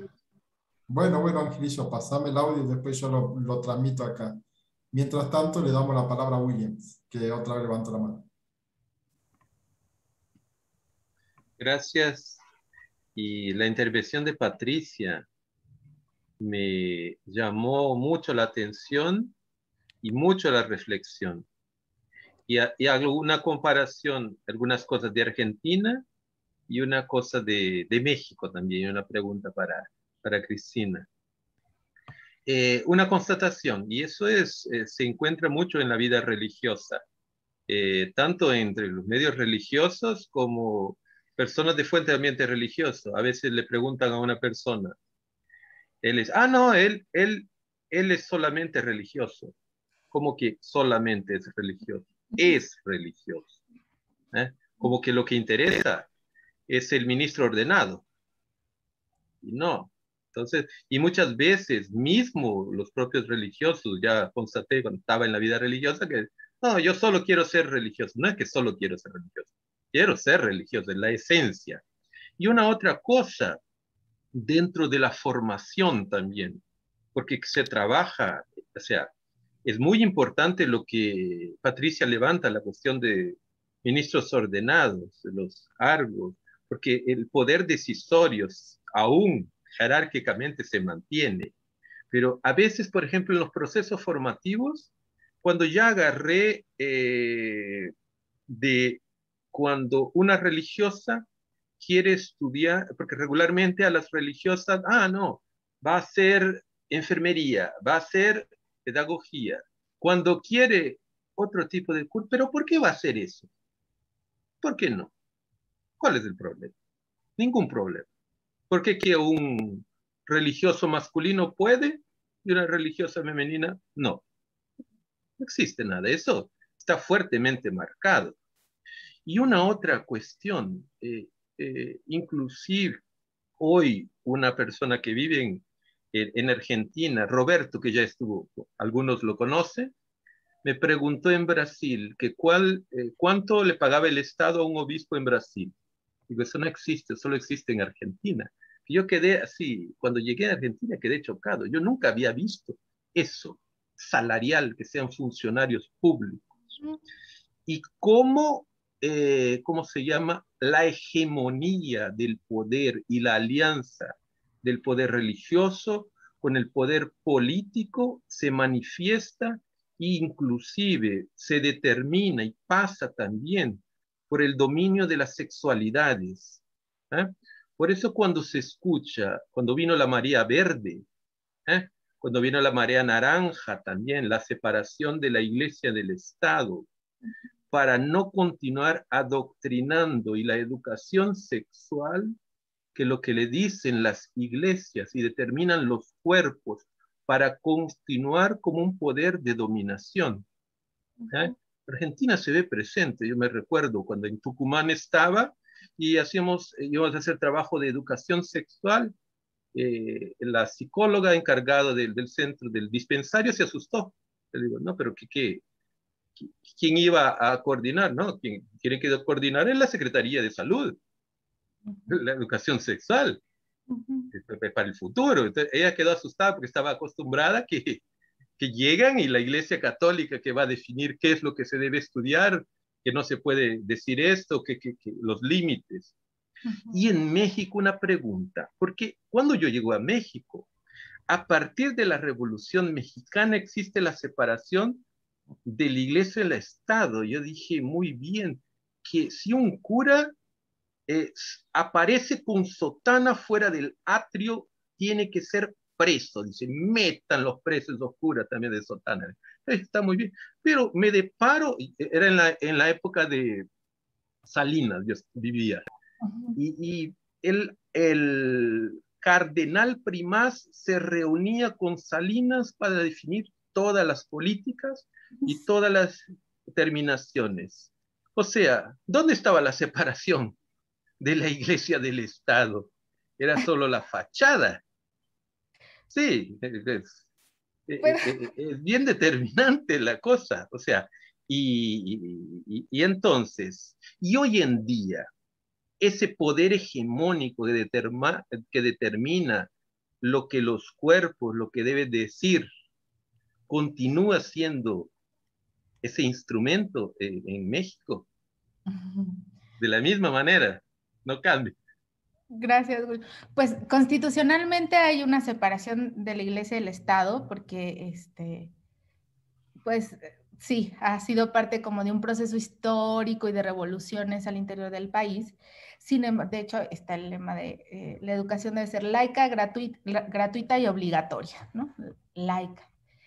Bueno, ese es un tema que yo no trabajo mucho, pero ahora la discusión en México es justamente qué es eso de la laicidad, porque al final traemos un concepto occidental, pensado, además, nutrido desde un proceso histórico europeo, que es muy distinto al que vivimos en este país. Ustedes saben que México es un país enorme con una diversidad cultural, lingüística, étnica y religiosa increíble, ¿no? Entonces ahora, ¿cómo regula el Estado todo esto? El Estado debe partir de una idea de la pluralidad, o sea, son cosas como que se están pensando, ¿no? Ser ciudadano, tener esta calidad de ciudadano, nos quita, o cómo hacemos este ejercicio de ciudadanía siendo creyentes, ¿no? Se preguntan algunos otros. En fin, hay ahí todo un marco como muy, y bueno, pienso también como muy católico-céntrico, y perdón que lo diga, pero justo constitucionalmente esto empezó a cuestionarse porque ahora que Andrés Manuel llegó a la presidencia, Andrés Manuel es un presidente evangélico, ¿no? Y de alguna manera empezó a hacer evidente su vínculo con la Confraternicé, ¿no? O sea, con la Confederación de Agrupaciones Evangélicas en México. Y entonces todo el mundo salta y ¿cómo? Si el Estado, la laicidad y no sé qué. Pero todo este tiempo la Iglesia Católica ha tenido una influencia tremenda en todas las decisiones del Estado. Y hay cosas que a nivel de población tenemos muy arraigadas, seamos o no católicas, o que están vinculadas al catolicismo, ¿no? Por ejemplo, la celebración de la Guadalupana, ¿no? La Virgen de Guadalupe, el 12 de diciembre. Por ejemplo, el Día de Muertos, que es un día que acá es muy, muy famoso, que vamos a los panteones, que se pone un altar, se ponen velas, todo eso está en un marco del catolicismo popular, que le llaman aquí. Por ejemplo, todas estas acciones además se celebran en las escuelas. Entonces los niños, hubo una época en la que los niños evangélicos o testigos de Jehová, sobre todo, que no podían rendir honores a la bandera, porque ustedes saben que los testigos de Jehová solo honran a Dios en su lógica, pues obligaban a estos niños porque era parte de ser mexicano o mexicana. Entonces, hay ahí un doble discurso de esta secularización y de esta laicidad, que valdría la pena seguir. Y ahí hay muchos investigadores, Felipe Gaitán, Mariana Molina, Ariel Corpus, Andrea Mesa, que están como discutiendo mucho este asunto. Y por otra, es evidente, el Estado y las iglesias no tendrían por qué incidir en las decisiones de los cuerpos de las mujeres, ¿no? Así como dice Mariluz Esteban. O sea, la iglesia no tiene por qué interferir en las decisiones del Estado o en las decisiones que competen a los derechos humanos, porque son derechos humanos, ¿no? O sea, sin embargo, ahí están. O sea, hay una lucha, pero a pesar de eso, sabrán que hace 2 días en México por fin se despenalizó el aborto, ¿no? Y eso es un triunfo histórico, porque demanda a todos los estados de la República a despenalizar el aborto. Y este estado donde yo vivo ha sido uno de los estados más renuentes en el avance en materia de legalización de la interrupción legal del embarazo. Entonces, esto es histórico lo que está sucediendo, ¿no? Y que nos demuestra que justamente sí hay actores religiosos que están teniendo incidencia en lo público político, pero tampoco representan muchísimo, ¿saben? O sea, es como el punto, no sé, no recuerdo ahorita la cifra. Entonces, también me parece que este discurso ha construido toda una cortina de humo, sobre todo para las agrupaciones protestantes evangélicas, que ha encaminado a discursos de odio y discriminación tremendos, tremendos, ¿no? Y muchos de esos propios discursos los hemos construido desde la academia, porque en la academia también tenemos diversas posturas políticas, ideológicas y religiosas, ¿no? Y entonces ahí también habría que cuestionar cómo estamos analizando este tipo de temas y cómo de repente parece que planteamos todo en términos de blanco y negro sin pensar como el territorio en el que surgen estas disputas, ¿no? O sea, sí me parece que ahí la antropología o es la disciplina de la que yo vengo y que quizá por eso defiendo mucho, pero creo que la antropología, al permitirnos estar en terreno y convivir de manera directa con, en este caso las que trabajamos religión con agrupaciones protestantes evangélicas, podremos ver que hay todo un mundo, como ya les he mostrado, un universo de posturas y de posicionamientos, ¿no? Y muchas veces no son necesariamente estos conservadores que se han retratado, ¿no? Desde la prensa, por ejemplo, que la prensa también ha sido como ha tenido mucha influencia en el imaginario que se crea sobre las agrupaciones protestantes. Pero va a seguir esa discusión, por lo menos hasta que termine este sexenio, y a ver que quizá con el siguiente volvemos a nuestro vínculo político con la Iglesia Católica, que no se ha perdido, ¿no? Ahí está, ahí está. Aquí en este estado, al primero que se entrevistaba cuando yo llegué, de hecho yo soy del sur de México, de Chiapas, un estado que colinda ya con Guatemala, y ahí la diversidad es tremenda en todos los sentidos. Pero yo llego a Guanajuato y las misas eran en la vía pública. Y entonces ahí tenían a los curas dando la comunión en la calle y se cerraban avenidas, entrevistaban sobre delincuencia, sobre violencia, sobre lo que sea. A quien entrevistaban era al arzobispo, en primer lugar, y no al presidente municipal. ¿Qué dice eso, no? O sea, hay muchos matices y quizá tendríamos que plantear el término de la laicidad desde nuestro propio contexto latinoamericano, ¿no? Sí. Porque ahí sigue habiendo una visión muy occidental en muchas de las cosas y muchas, sí, como de los ideales de la democracia que seguimos, ¿no? Y no sé, valdría, es una reflexión que ahí pongo, ¿no? Como que no es tan sencillo decir hay que separar la iglesia del Estado cuando hay todo un mundo ahí que atraviesa, ¿no? O sea, no es solo la iglesia y la iglesia en términos de qué la estamos pensando, ¿no? O sea, no sé. Gracias, Cristina. Sí, da para pensar mucho realmente. Voy a ver si se puede compartir el audio de Angelillo, ¿sí? Y después le damos la palabra a Alfredo, ¿sí? Muy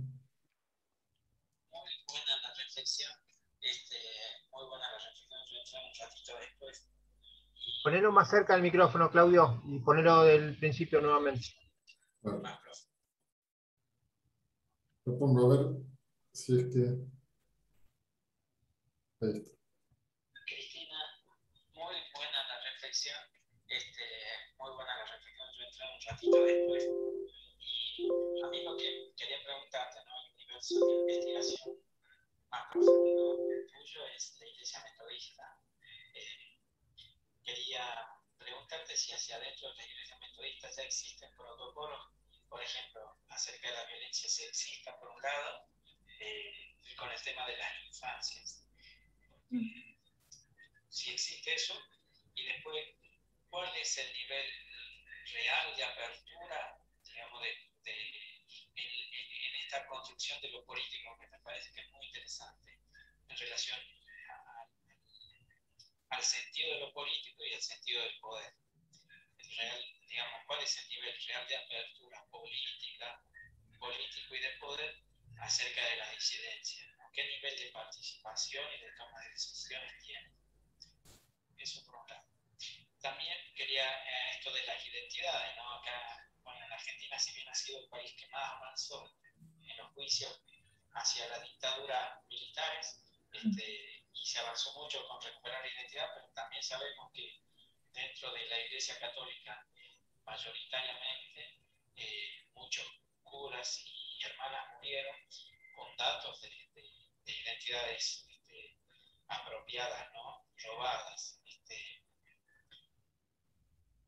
También, digamos, a tu entender, en tu investigación, el tema de las identidades, ¿no? ¿Cómo se van construyendo dentro de las comunidades religiosas, en los lugares que vos hiciste la investigación, cómo se van apropiando esas nuevas identidades, o nuevas identidades en realidad que ya existían y existen y conviven, que no tienen nada nuevo, sino el reconocimiento o el hacer visible esas identidades. ¿Cómo se da esta función? Y de nuevo, muchas gracias. Muchas gracias. Muy buena presentación.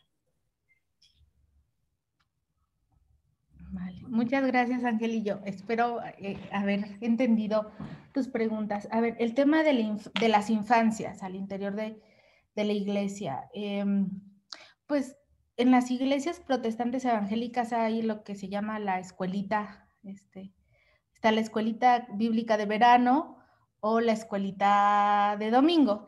Y en estas dos, la escuelita cristiana de verano o bíblica de verano, son un mes durante eso, verano, que por lo regular es julio, en el que se enseña la Biblia o se hacen distintas actividades, ¿no? No nada más como en términos bíblicos, sino como de integración, como de respeto a la naturaleza, cosas de reciclaje, juegos, cosas así. Y lo interesante de esto, al menos en la iglesia metodista donde estuve, es que la escuelita bíblica de verano está abierto para niños de cualquier confesión religiosa. Es decir, no está de hecho, se piensa para apoyar a los padres y madres que siguen trabajando durante las vacaciones. Entonces, se abre tal cual de 9 a 2 de la tarde, se les da un lunch, y ahí es donde se empiezan a manejar determinados valores, ¿no? Como el cuidado al otro, como el amor al prójimo, etcétera. Pero en cuanto, digamos, a las diversidades, creo que sí es muy de cada familia. Y ahí sí por ejemplo, un día les pusieron a los niños, porque estuve ahí registrando el mes de la escuelita bíblica de verano, les pusieron a los niños y a las niñas dibujar, pues eso, que dibujaran la diversidad, que dibujaran. Y entonces una niña dibuja pues la bandera gay y le dice, ay, se dibuja a ella, no sé qué, la bandera gay, y no sé. Y entonces la maestra de la escuelita le dice, ¿y eso qué es? Bueno, es que es la bandera de la diversidad, le dice ella. Mi abuela y mi tía me han dicho que hay que respetar todos los colores.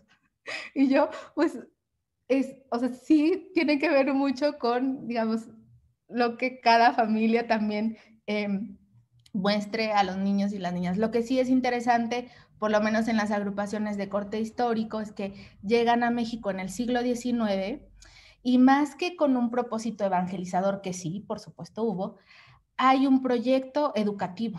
Entonces, las iglesias protestantes evangélicas en México tuvieron mucha influencia en ese proyecto educativo que hasta ahora persiste. Es decir, formar a sus miembros, pero también formar a la población, por supuesto, en esto desde esta lógica de crear una identidad mexicana, ¿no? Pero en ese sentido, digamos, son iglesias que apuestan mucho por formar a sus miembros en distintas áreas. Entonces hay psicólogos, trabajadores sociales. Al principio estaban enfocados a áreas de la salud y el magisterio, ¿no? Después ya se amplió, digamos, a otras ramas, pero sí son iglesias que forman mucho. Ahora, o que alientan mucho a sus miembros a formarse en la educación, ¿no? Ahora, lo que es cierto es que de repente pensamos a la población creyente como que siempre se la vive en las iglesias y nomás es ahí donde circula. Pero pues no, también son obreros, también van al cine, van como cualquier otro, y la verdad es que muchas de estas nuevas generaciones están adoptando nuevos valores y también nuevas aperturas porque muchos van a la universidad, conocen a otros jóvenes de otros con otras ideas, con otras creencias, con otras identidades, y eso les permite tener como una idea un poco más global de lo que pasa en la sociedad, ¿no? Entonces, sí es cierto, muchas de estas iglesias ya no tienen una población joven tan grande. O sea, en realidad la población es adulta mayor en adelante, digamos de los 35 en adelante, y los jóvenes están desplegando, digamos, llevando a cabo como, es como un estiramiento de la iglesia o de los valores que aprenden en la iglesia a otros escenarios, ¿no? Ya se reúnen, cantan música, tocan instrumentos, van al cine, se reúnen en las plazas, y en ese sentido es que pues las identidades se configuran de distintos elementos y a través de distintos vínculos e interacciones que ellas y ellos tienen, ¿no? En tema político sobre la real apertura, creo que y hablo de estas iglesias particularmente porque las iglesias pentecostales, por ejemplo, tienen una lógica distinta a las iglesias históricas, que son estas iglesias que se les llaman así por el vínculo o por adoptar ciertos valores de la reforma de Lutero y Calvino, pero en ese sentido, digamos, hay iglesias que políticamente, desde posturas liberales, sí son más abiertas, y te puedo decir como la iglesia metodista, como la iglesia, en algunos casos la iglesia luterana, como la congregacional, ¿no? Son iglesias que ya apuestan por incluir y reconocer entre sus filas, en algunos casos, a miembros LGBT o sí, de la diversidad sexual, ¿no? De hecho, justo el trabajo de Karina, ahí ella explora algunas de estas iglesias que ya son como más bien independientes, digamos, que están conformadas por pastores y miembros LGBT, ¿no? Ya hay una comunidad. En el caso de la iglesia metodista hay una tensión, porque en Estados Unidos, y me parece que este año va a haber una conferencia nacional donde se va a decidir si la iglesia metodista se divide, y entonces literal entre el ala conservadora y el ala liberal. Y esto, aunque muchos dicen, pasa en Estados Unidos, pues México tiene mucha influencia de ese país y esto, por supuesto, va a repercutir en varios de los posicionamientos de las iglesias. Aunque sí he de decir que cada iglesia metodista es autónoma. O sea, sí, digamos, tienen una misma estructura, podrán tomar decisiones de manera conjunta, sí, pero cada iglesia planea su propia forma de acción, ¿no? Entonces ya veremos cómo al interior de estas congregaciones lo que sucede en Estados Unidos va a impactar en México, ¿no? En materia de la inclusión de pastores y pastoras LGBT. Entonces, digamos, no puedo darte una respuesta general, porque sí depende de la característica de cada iglesia y también de cada lugar donde está esta iglesia. Entonces, un poco si te digo, aquí en León, donde son súper conservadores, digamos, en este estado, es más limitante el accionar de las minorías religiosas, ¿no? Pero no sé, si vas a Ciudad de México, quizá, no sé, tal vez al sur, vas a encontrar otros elementos, ¿no? Que ahí predominan y que quizá flexibilizan la práctica. Entonces, sí es como, es muy plural el asunto y no podría darte como una postura así tan... Por eso digo que hay que tener cuidado con esta cortina de humo que de repente homogeneiza a todas las congregaciones y hace un bloque tal cual, como si no hubiera al interior de estas congregaciones, pues todo un arco iris, ¿no? Literal como la niña lo retrató en su dibujo. Entonces, sí, es complicado.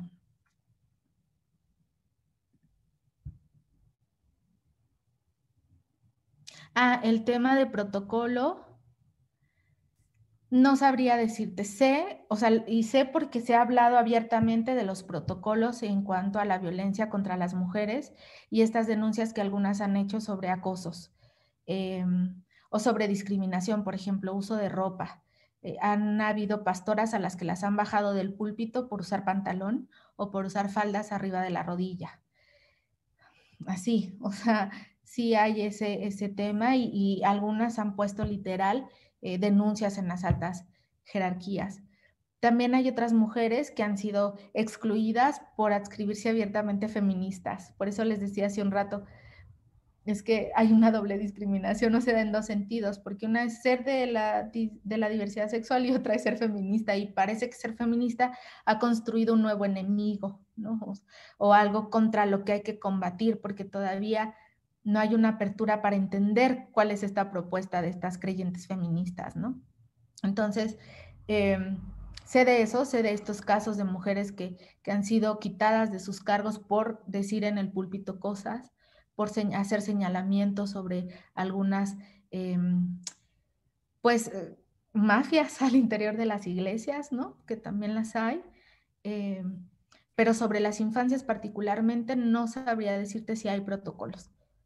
Ahí sí, te la debo. Sé que ahí está este afán como de formar a los niños, ¿no? De seguir formando a los niños en estas historias, estos linajes religiosos protestantes evangélicos, porque eso sí hay que decirlo, la mayoría de estas iglesias tienen su población de familias que ya llevan ahí por los siglos de los siglos, ¿no? Y ya es una generación tras otra.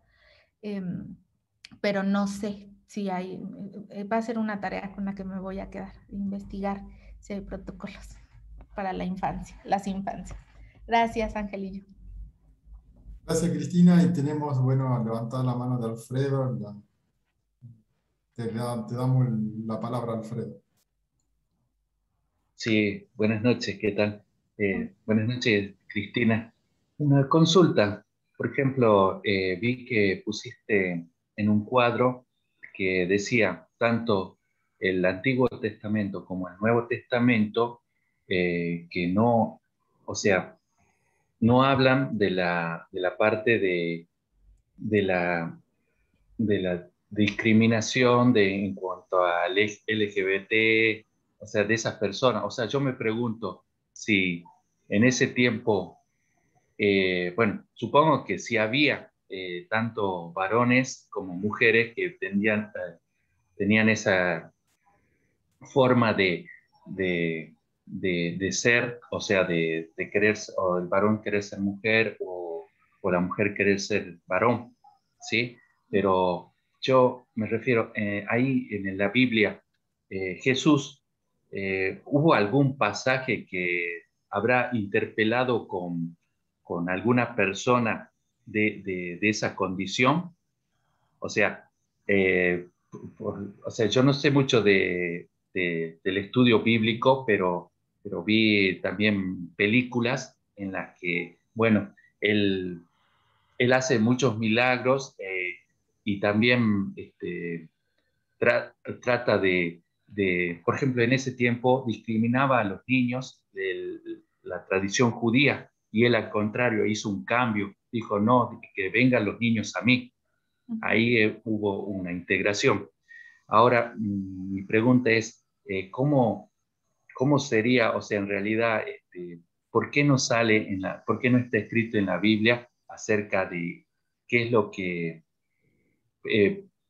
pensaba en sí Jesús sobre la gente o sea, sobre las personas, o sea, yo me pongo en la situación de ellos, porque en la etapa de que cuando uno decide la sexualidad, qué es lo que quiere ser, o sea, físicamente, biológicamente nacemos o varón o mujer, ¿verdad? Pero en la adolescencia nos ha pasado, yo digo, la mayoría de todos, hay estudios que uno está en la duda si quiere ser o adquirir costumbre o formas de ser como mujer o formas de ser varón. No sé si me entienden. ¿Sí? Bueno, muchas gracias. Gracias, Alfredo. A ver, bueno, ahí sí pido ayuda de los demás porque yo tampoco le entro mucho al estudio bíblico. Esa es una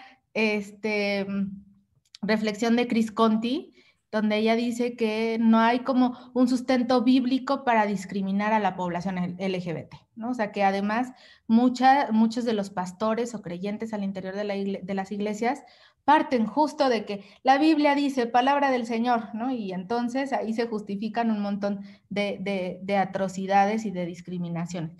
Ahora, el tema de la homosexualidad no tiene que ver necesariamente con que una mujer quiera ser hombre o un hombre quiera ser mujer, y esa es una de las cosas que constantemente las mujeres disidentas se cuestionan, ¿no? Y por eso cuestionan, digamos, a la población transvesti o transgénero, porque ellas dicen, yo no quiero dejar de ser mujer y eso no significa que no me pueda gustar otra mujer, ¿no? O sea, ahí hay una diferencia entre identidad sexual y preferencia sexual, ¿no? O sea, y hay que empezar digamos, a reconocer estas variantes. Ahora, pues yo me apego a estos teólogos de la liberación, a la teología feminista que dice que Cristo era un revolucionario, ¿no? O sea, algunos dicen que fue el primer revolucionario de la historia y que si él estuviera aquí, dicen, pues a lo mejor se moriría otra vez porque escuchar todo lo que decimos contra todas las minorías y LGBT, contra las mujeres, contra los grupos indígenas, contra eso que se sale, como decía hace un rato, de ese mandato de lo normal, ¿no? Pero esa es una construcción cultural, porque algunos dicen, bueno, es que ya nacemos así, no se puede. Mentira, hemos descubierto que también podemos cambiar los genitales, que también se puede transformar el cuerpo, que también se puede transformar el género, el cuerpo, el sexo, etcétera, ¿no? Y que entonces esa noción que dice que los hombres tienen que hacer una cosa y las mujeres otra, son parte de todo un universo cultural y social ahí que hemos construido y hemos establecido roles porque jerarquizamos en función de esa diferencia sexual. Pero eso no quiere decir que eso no pueda transformarse o modificarse, ¿no? Y no sé, ¿alguien me ayuda con el tema bíblico? Porque ahí sí yo, mira, no podría darte una respuesta precisa, no al menos precisa, digamos, capítulo. Pero Cristina, justamente ahí Gerardo, que es biblista y psicólogo, así que nos va a sacar un poco toda la duda. Gerardo, te damos la palabra. Bueno, sí, justamente, ¿no?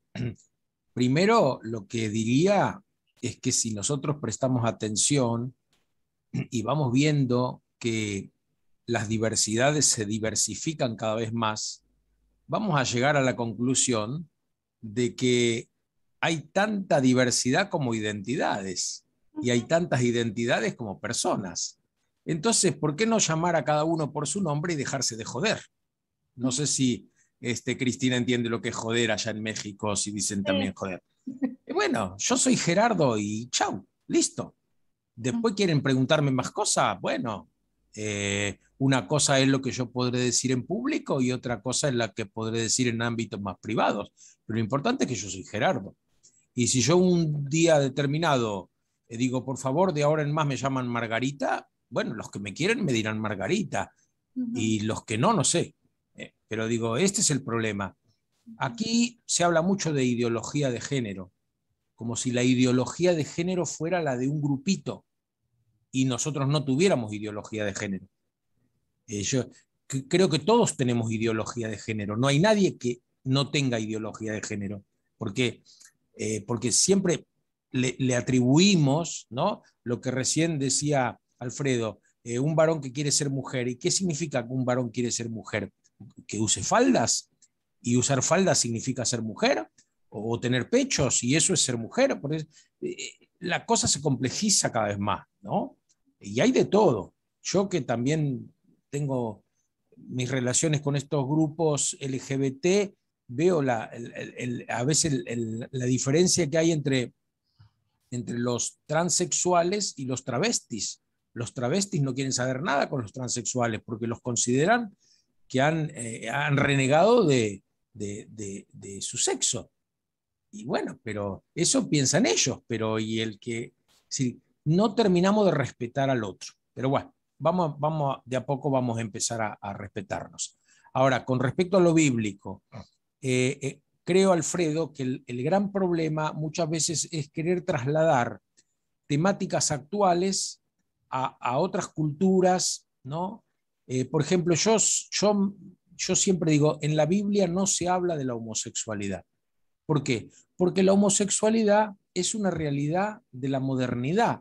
Es decir, que dos personas adultas del mismo sexo quieran tener relaciones íntimas. A eso le llamamos hoy día homosexualidad. Pero homo no significa que los dos tengan pene o las dos tengan vagina, sino el homo significa que sean iguales. Entonces tienen que ser dos personas adultas, por ejemplo, no un adulto y un niño, no un profesor y un alumno. Es decir, debería primero dejar de ser alumno, y bueno, cuando terminó la etapa de educación, entonces ahí sí son homo. Pero si es un profesor y un adulto, perdón, un profesor y un alumno, por más que el alumno tenga 18, 20, 30 años, pero si está esa relación de desigualdad, o un psicólogo y su paciente, o un médico y su paciente, o sea, todo lo que sea diferenciación hace que no sea homo. Entonces, por ejemplo, muchas veces hablan del centurión y su sirviente. Bueno, una cosa es que el centurión y el sirviente se revolcaran juntos por ahí, y otra cosa es que eso sea homosexualidad, porque el centurión es un jefe y el sirviente es uno que depende. Entonces no hay homo.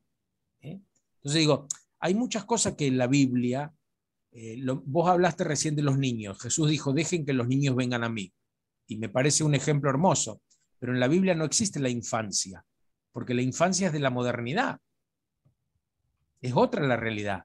Entonces, también cuando hablamos de la familia en la Biblia, ¿qué familia? La Biblia no tiene familia. La Biblia tiene tribus, tiene grupos humanos relacionados sanguíneamente o genéticamente, pero no son familia como las nuestras, papá, mamá y dos hijitos.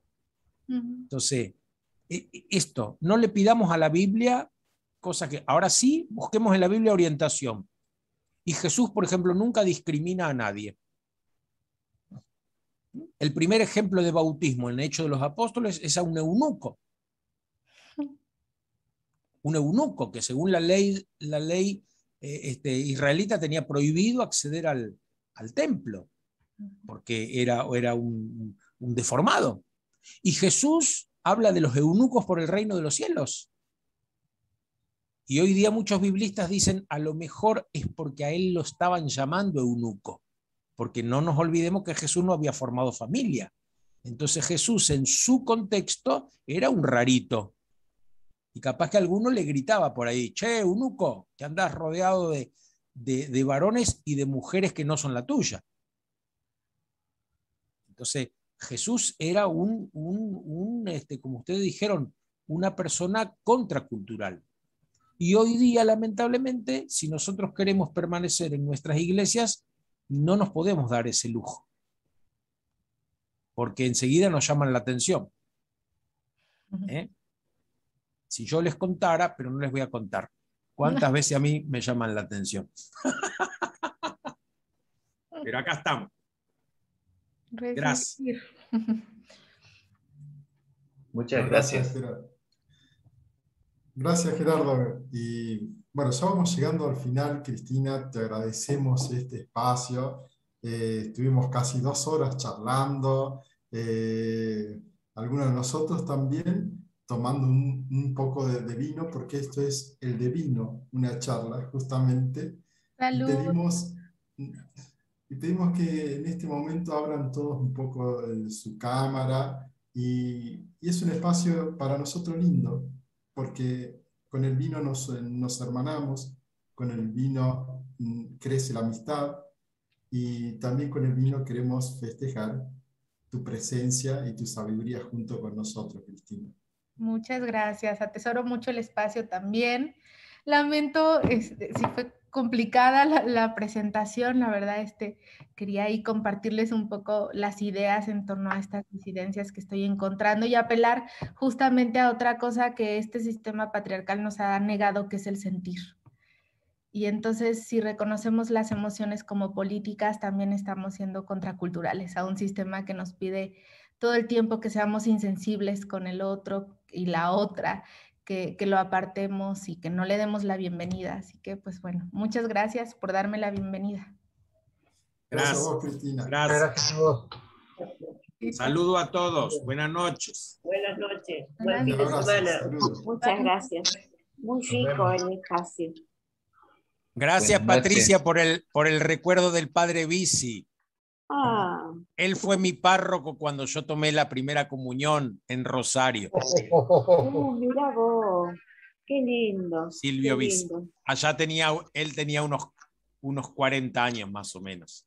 Ah, Época qué de lindo. esplendor. Un Qué gran lindo. hombre. Gracias. Un gran hombre de Dios. Gracias. Muchas gracias. Gracias, Muchas gracias, un comunidad. gusto. Gracias, Cristina. Recuerden, comunidad, que el viernes que viene vamos a estar con Pablo Semán hablando de su nuevo libro que sacó sobre vivir la fe, ¿no? En los medios evangélicos y católicos, en los medios populares.